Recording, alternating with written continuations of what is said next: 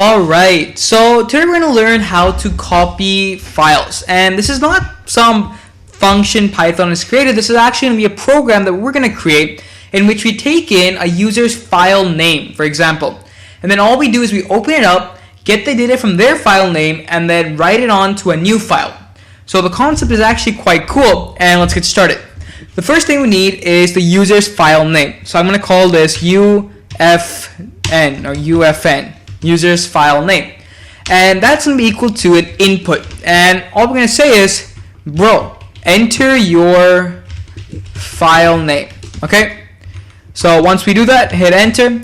So what's our file name? Well, for this purpose, let's go ahead and use test file. So now that we've done this, UFN is now equal to test file. So what we have to do now is create file1, set this equal to open UFN comma read, or actually R. What does it do? It gives an error. No such file or directory, test file found. So as you can see, this is our first error we've run into. We have to add that .txt to our UFN. So what we can say is UFN is now equal to UFN plus .txt. Okay. Now let's go ahead and run this file again. File1 is equal to open UFN comma R. There we go. Now let's go ahead and create file2. File2 is going to be the new file which will hold all the data of file1. So file1 is equal to open. Now we haven't created any file, so if you remember that I've talked about, if you don't have a file that's been created, Python will create one for you using the name given. So I'm going to call this copied file .txt comma w.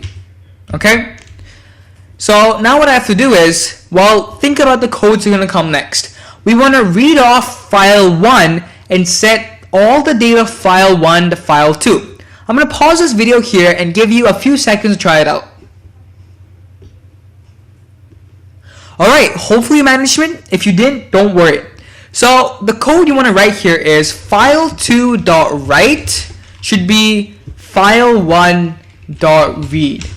Okay, so basically all we're saying is all the data in file1 should be written to file2. Okay, so as you can see, all the data in file1 has been written to file2. Now I'm going to go ahead and say close file1, file2.close, because we don't need them anymore. And now I'm going to reopen our file2, except instead of W, I'm now going to say R. So file2 is equal to open copied file.txt comma R. And now if we go ahead and read off this file, well, if you're a step ahead of me, ta-da, we have now gotten all the text from the file name the user entered into a completely new file. So in this lecture we learned how to copy files from, if a user gives you text, if a user gives you a string which contains the file name, what we did is we got all the data from that file name and then recreated a new file and set the data to that file. So again, a very cool program. If you want to save this and keep this for future references, what you can do is go ahead and say file, new file, and then in this new file type in the whole code and save it.